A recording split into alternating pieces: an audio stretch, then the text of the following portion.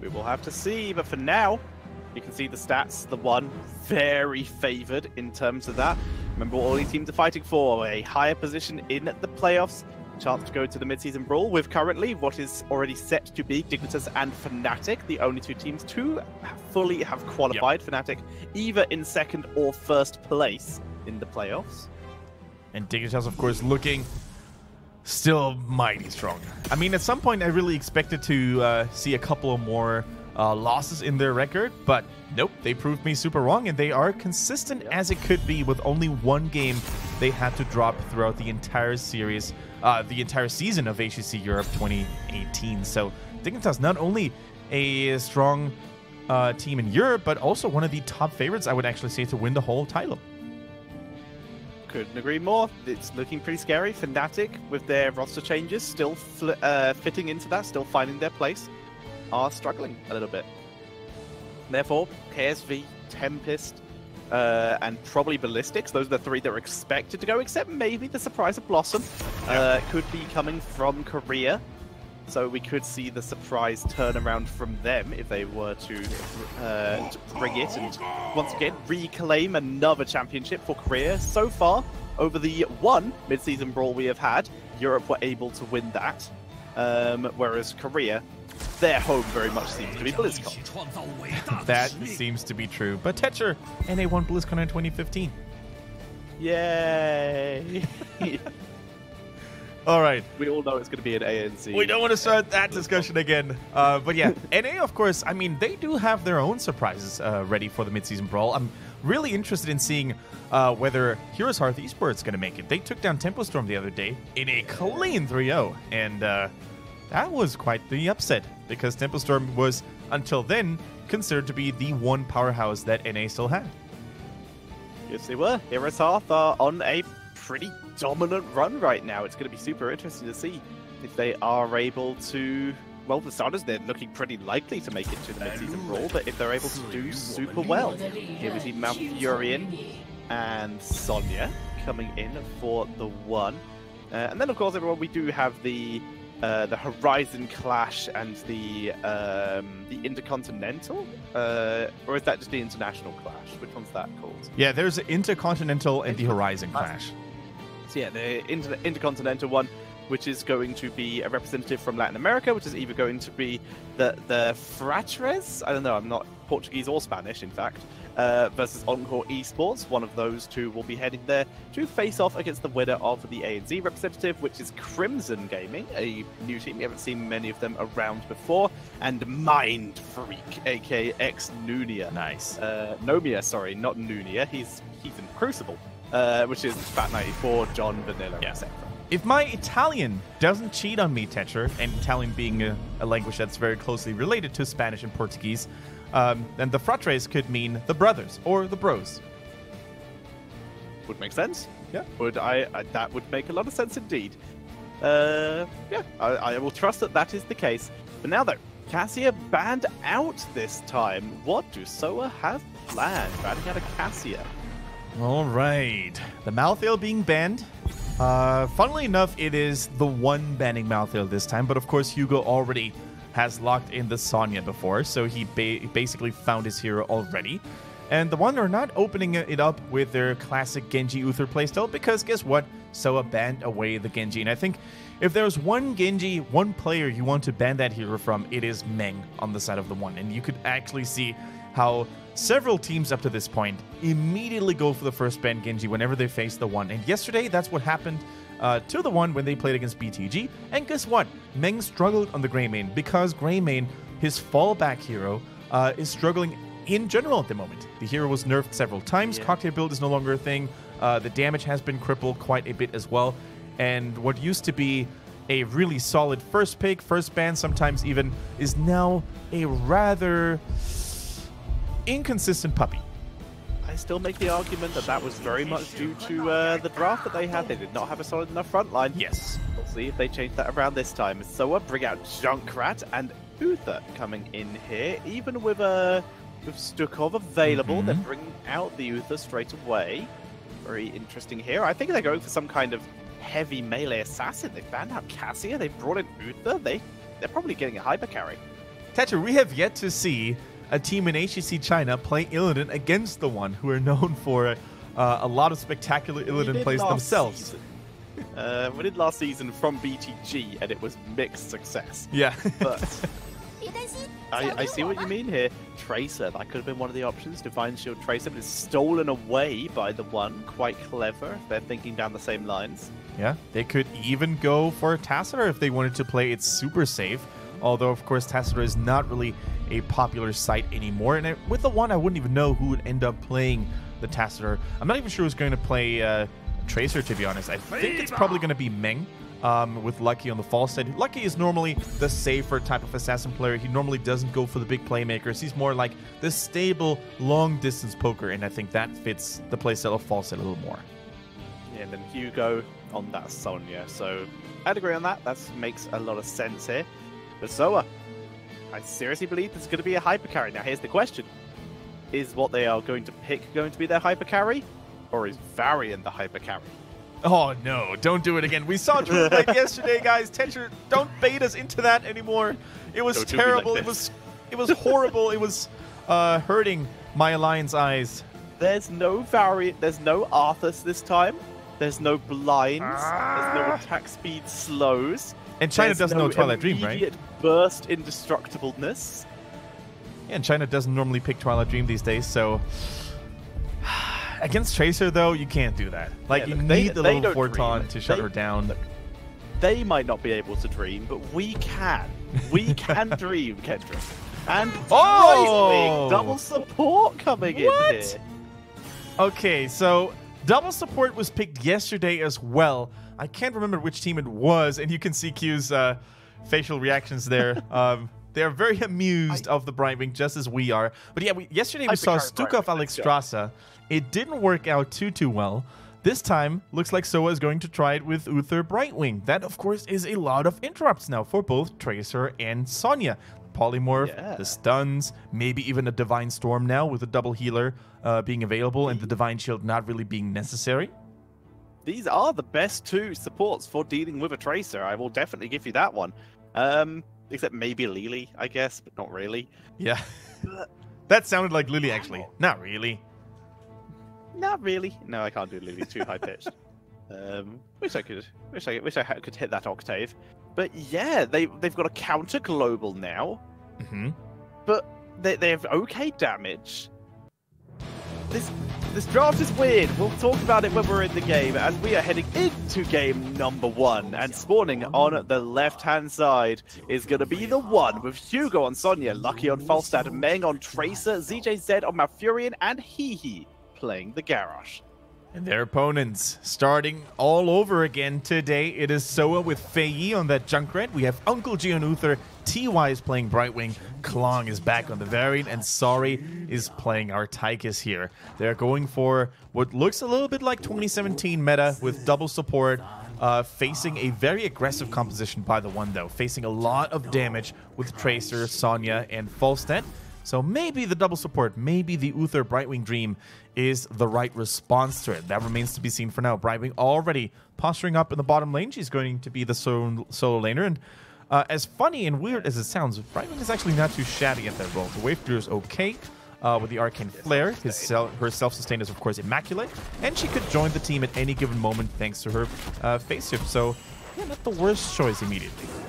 She's gone for the cooldown reduction on the phase shift, and some people might be wondering, well, why isn't she with the team then? Because it's not for now, it's for team fights later on where she can get the phase shield.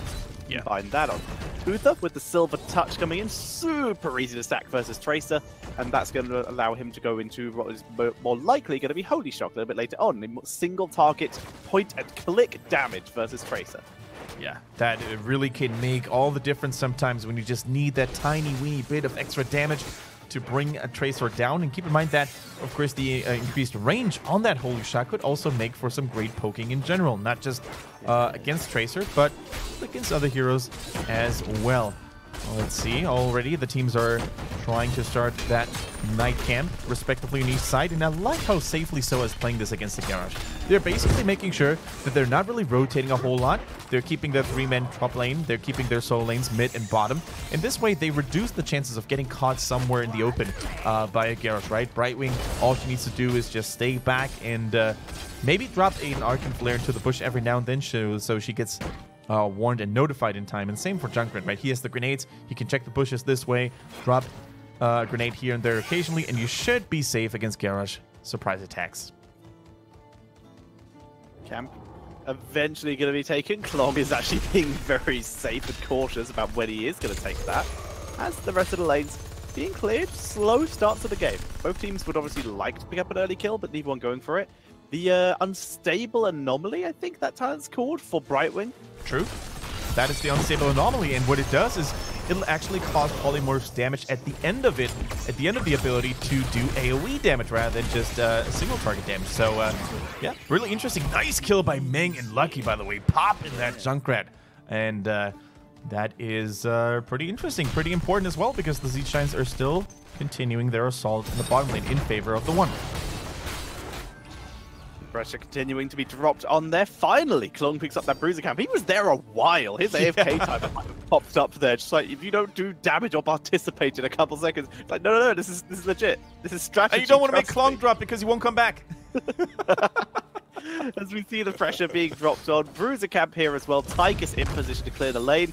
Klong holding the watchtower, but with the movement of he will be forced to back up. All right. Now, looks like temples are getting activated. Brightwing is still in the bottom lane, trying to squeeze in a little bit of extra XP. Of course, with her global, she can join her team at any given moment. Lovely concussion mine here to basically get the wizard mercenary out of the way and make it an easier target to reduce the magic aura. That puts additional magic armor onto nearby heroes. Let's see, Lucky dealing with the Brightwing. He can't interrupt her yet, so if Brightwing decided to go for a teleport, there's nothing false that can do about it. With a Mighty Guts at level 10, he could have maybe done something about it as we experience another lag. I'm pretty sure Tetra got that as well. Yep. What are you on once we finish blocking? Right now, I'm sitting at... Let's wait a minute, because I think it's rather unstable. 6 seconds. Yeah. A little above 6 seconds, yeah. Oh, you refreshed. Okay. Yeah. I was about to say, I'm at 10-4, good buddy. How'd you manage that? Let's refresh. Let me refresh as well then. Yeah. Shots come in, top 4 goes down, and I get another lag. Yeah, okay. In the meantime, we see in the middle and in the bottom, actually, a lot of action. Meng is on the chase. He's trying to go for it with one recall. It's not enough. The bombs are not hitting where they needed to hit. But already, a lot of pressure was put onto Brightwing, and that, of course, means that she was not able to participate in those temple fights at all. Okay, 6-6. Let's see. Never mind. Never mind. Oh, okay. Trying again. You know what? I'm just gonna force the viewers to take our lovely faces into view again while we're trying to stabilize it. Yes, hello viewers. We are refreshing. We did ask Blizzard about what they wanted us to do in this scenario. I don't think they ever answered. No. I guess we'll find a way somehow. 6 seconds, 6:10. 6-3. That will do. Let's hope it stays stable, but it won't. As we see them move in here, as we jump back into the game, through the Z-Chan camp, being very slowly cleared up by the one. So a word of sneakily capture 2 there, and as such, are able to keep the pressure onto the bot lane while Brightwing lanes against Falstad up in the top lane. A Brightling would be a very cute little bright creature, maybe a light elemental or something. That sounds like a Hearthstone creature. It's a Zergling, but with butterfly wings. Oh, that's so cute. I imagine it to be like a 1/1 token in Hearthstone that spawns whenever you have like a big... I don't even know. Maybe a big light explosion or something, and then it spawns lightlings. Brightlings. I lagged again. Yeah. So I assume you didn't, because you usually say when you do, so I'll just refresh back to where we were. Okay, so once again, no Twilight Dream, even with so much... I don't know, man. It's just so weird. With double support, chances of you getting interrupted with the Twilight Dream are very limited, I think. So even just silencing one or two, or even two of those supports, right, could be so huge for Tracer to blow someone up. But China, of course, doesn't pick the Twilight Dream too often, and we do indeed see the Divine Storm Tetcher. We hinted towards it during the draft. It looks like with the double support, they don't even feel the need of a Divine Shield, and they're just trying to go for CC, stun, stun, stun. Let's see if it's going to work out. I actually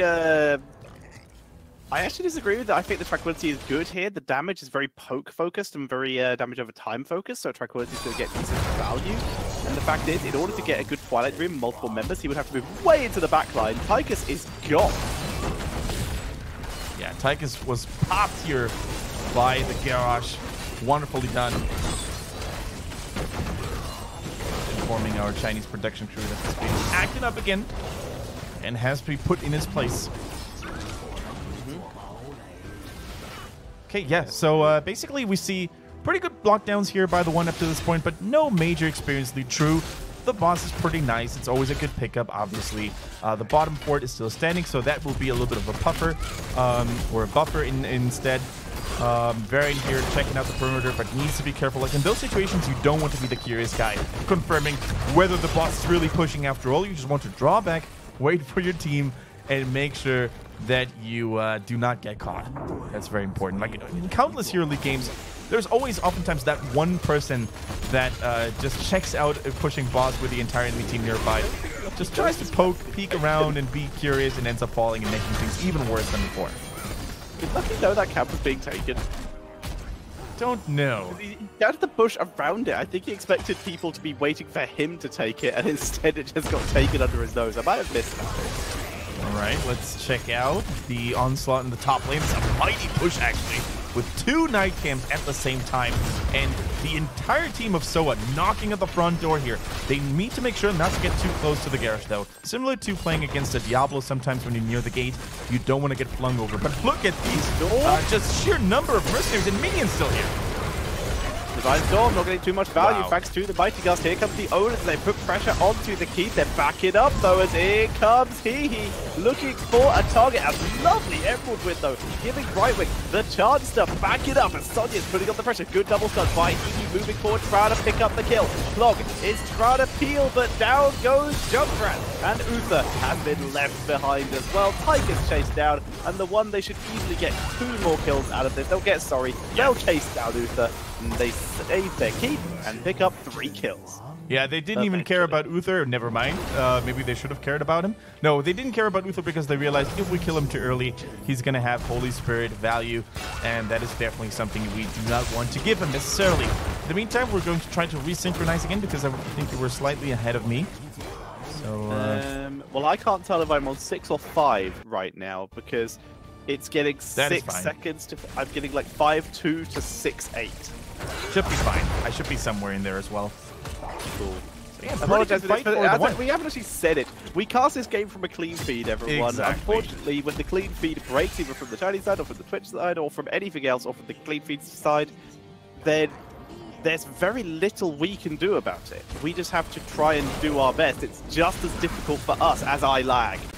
It's like Thatcher and I were both carrying 2 tablets in each hand with 10 eggs on it. And we're basically trying to balance it on a road. And whenever there's a slight gust, a slight wind breeze coming in from either side, could be Twitch's side or Chinese production crew's side or on my end even, the stream is super susceptible to getting a little interrupted. So while we do appreciate the feedback, we of all people do know that there are lags. And we know it is immensely frustrating and incredibly distracting from us doing our jobs. As we see, I'm between 5 and 8, if that helps. Is what I'm being told by the system here. I'm currently sitting at a stable 7.6 and 8. So I think that will have to do for the rest of this game. And at this point, I'm even getting tired of refreshing, so we're just going to stick with it. Whether you're behind or I'm behind, don't care at this point. Well, there was a pretty huge Divine Storm here, which you probably caught up to now. Both supports, though, still get deleted. Oh my. Lovely setup, but not enough damage to finish the job. Exactly, and as a result, both supports end up going down for Soa. It looks like the one just doesn't really care about all that CC lockdown they have because there's one man called Lucky on that Falstad, and his Mighty Gust is basically keeping everyone at bay, even after the Divine Storm lands, even after the Emerald Winds connects. So yeah, one man, one bird to rule them all, and Lucky, after struggling a little bit yesterday when he didn't always seem to land those arrows, when he had a very weak Hanzo performance in general, is definitely on his A game today, and as a result, TheOne is in a commanding lead right now. To be honest, one bird wrecking crew does not sound as impressive as when Gaslight says it. One man wrecking crew.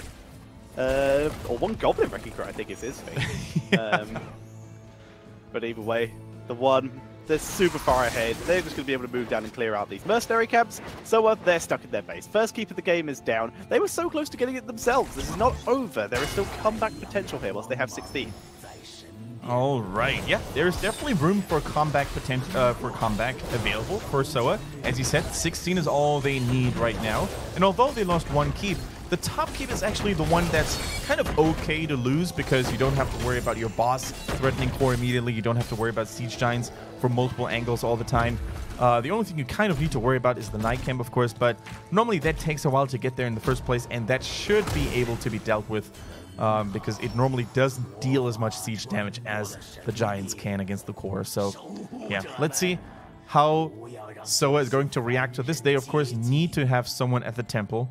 And the problem here is, though, if they commit too many forces to the temple, here's what's going to happen on the opposite side of the map.